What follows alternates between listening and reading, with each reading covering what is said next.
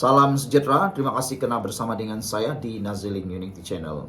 Baru-baru ini Akmal Saleh dengan penuh lantang dan berani tetapi kurang beradab menyatakan dalam tulisan di Facebook supaya orang yang bercakap tentang satu cadangan daripada pemimpin DAP, dia kata orang itu pergi mati saja dan bangang.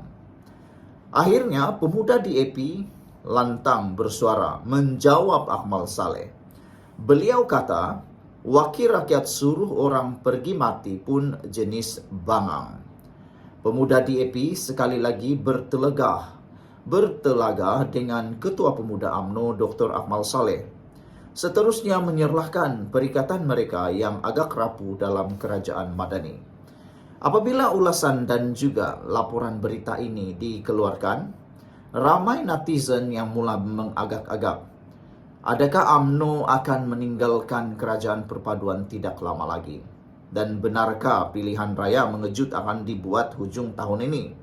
Berlandaskan apa yang sedang dilakukan oleh Akmal Saleh ini, api pertikaian atau api kerapuhan berlaku antara DAP dan UMNO semakin tidak dapat lagi dibendung. Bahkan ianya makin menjadi-jadi.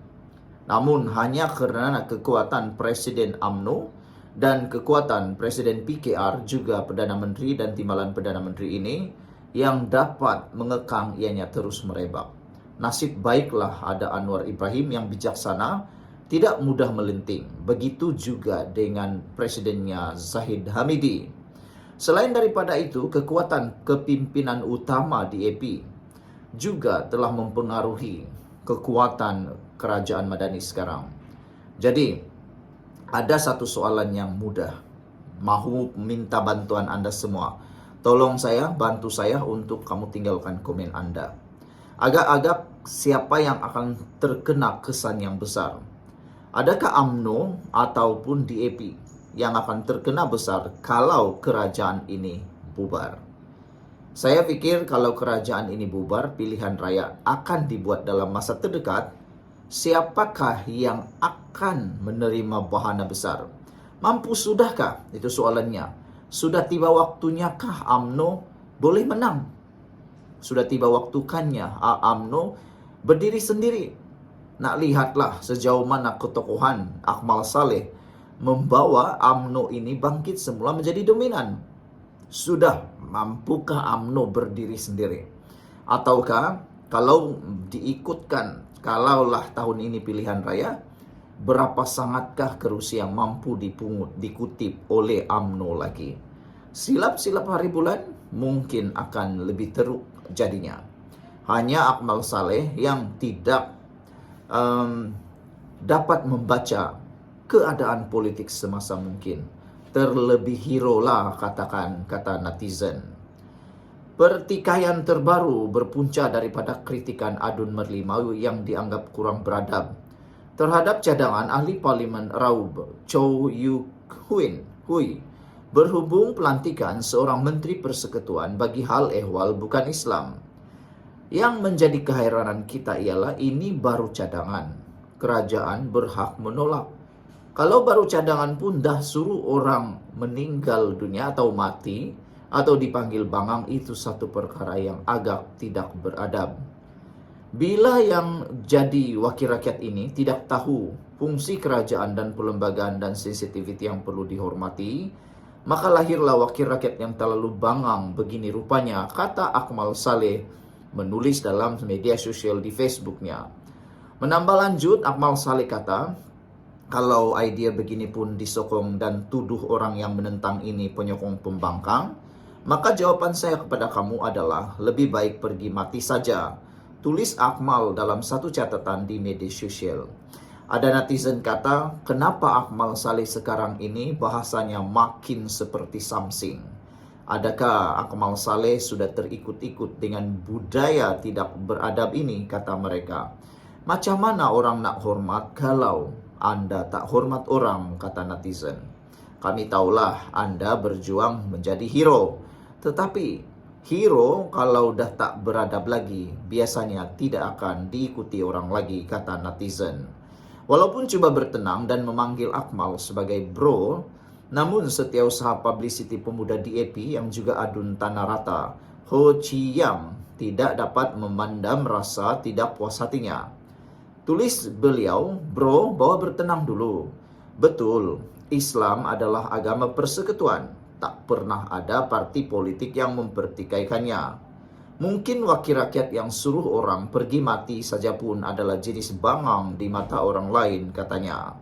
Jangan pandai mengadu buku lidah, sebab semacam orang tidak beradab, balasnya lagi.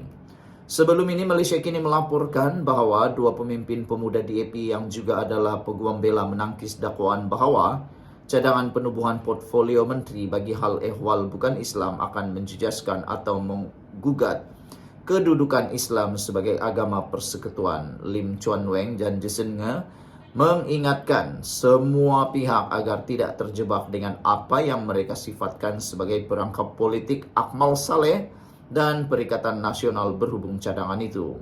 Kami mengutuk sekeras-kerasnya percubaan parti pembangkang dan pemimpin UMNO tertentu seperti Akmal untuk merangka cadangan ini sebagai cabaran kepada kedudukan Islam sebagai agama rasmi persekutuan. Ia semata-mata untuk publicity politik murahan, kata mereka.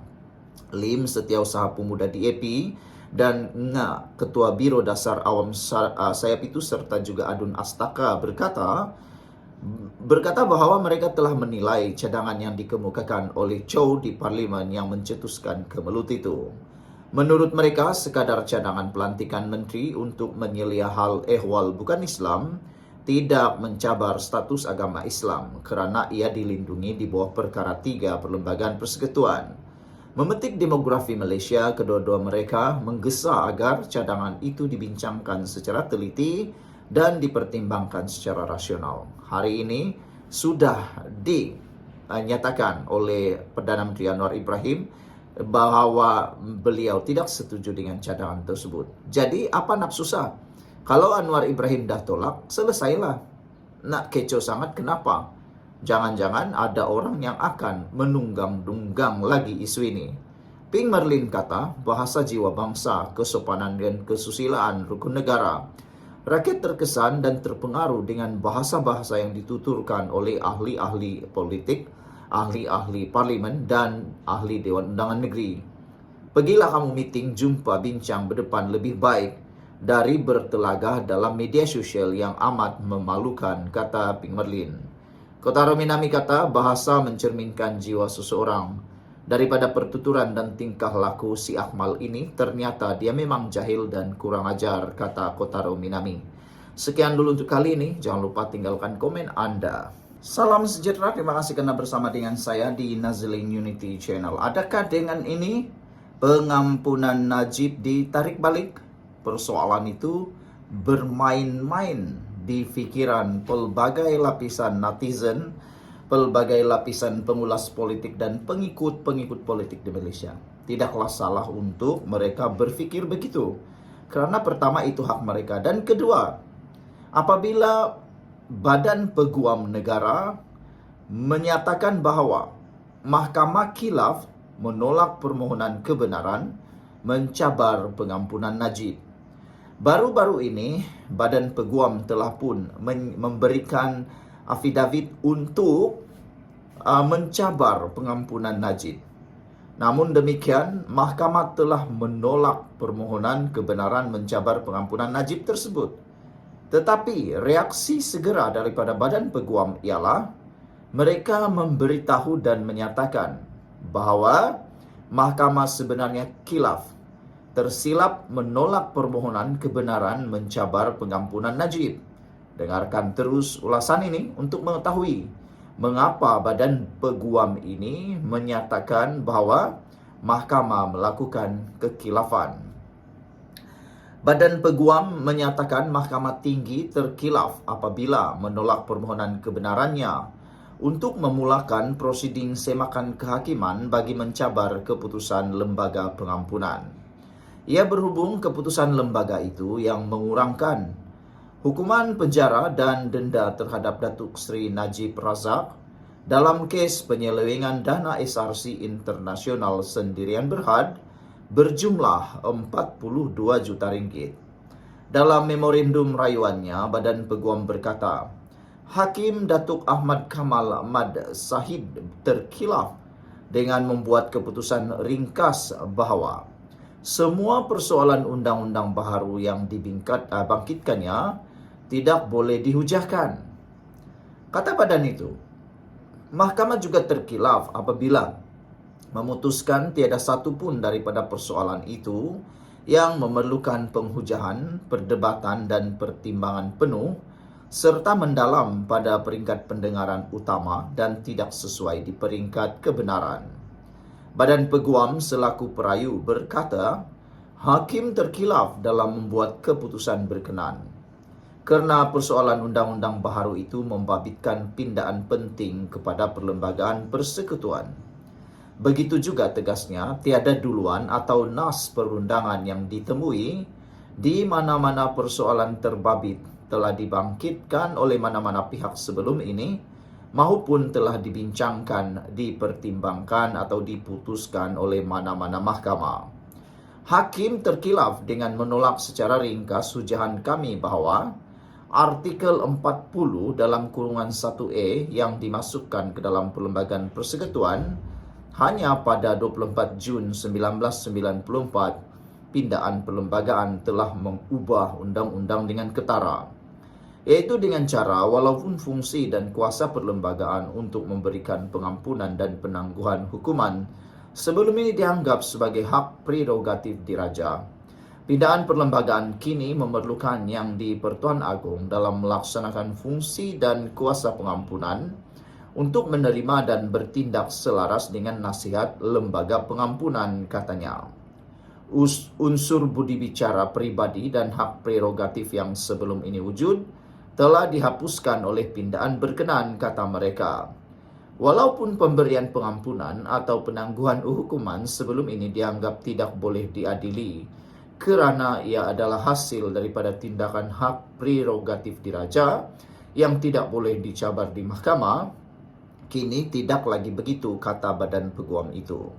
Badan Peguam merayu keputusan Ahmad Kamal pada 10 November tahun lalu yang menolak permohonan kebenaran itu selepas mendapati perkara yang dipohon tidak boleh diputuskan melalui prinsip undang-undang atau oleh mahkamah.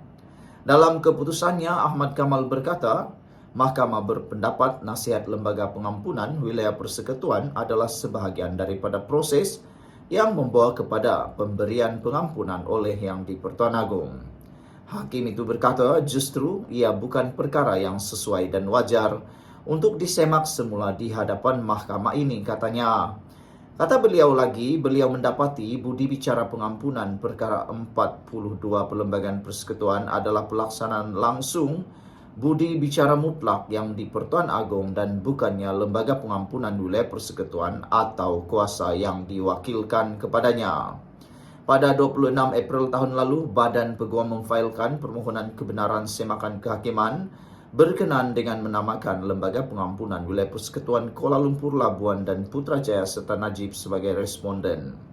Ia memohon pengisytiharan bahawa keputusan Lembaga Pengampunan pada 29 Januari tahun lalu berhubung permohonan Najib untuk mengurangkan separuh daripada hukuman penjaranya yang menyaksikan beliau dibebaskan lebih awal pada 23 Ogos tahun 2028 adalah tidak sah, tidak berperlembagaan dan batal.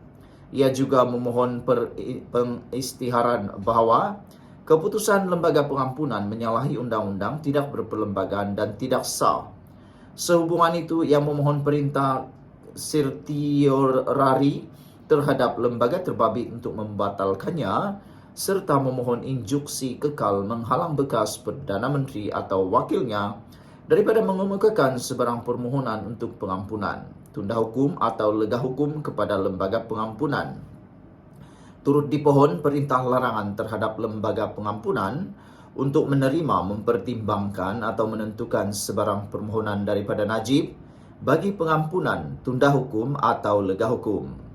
Pada 2 Februari tahun lalu, Urus Setia Lembaga Pengampunan mengumumkan bahawa Najib diberikan pengurangan 50% bagi hukuman penjara 12 tahun dan sedang dijalaninya berhubung kes penyalahgunaan atau penyelewengan dana SRC Internasional Sendirian Berhad dengan denda dikurangkan daripada 210 juta kepada 50 juta ringgit. Sekian dulu untuk kali ini, jangan lupa tinggalkan komen anda.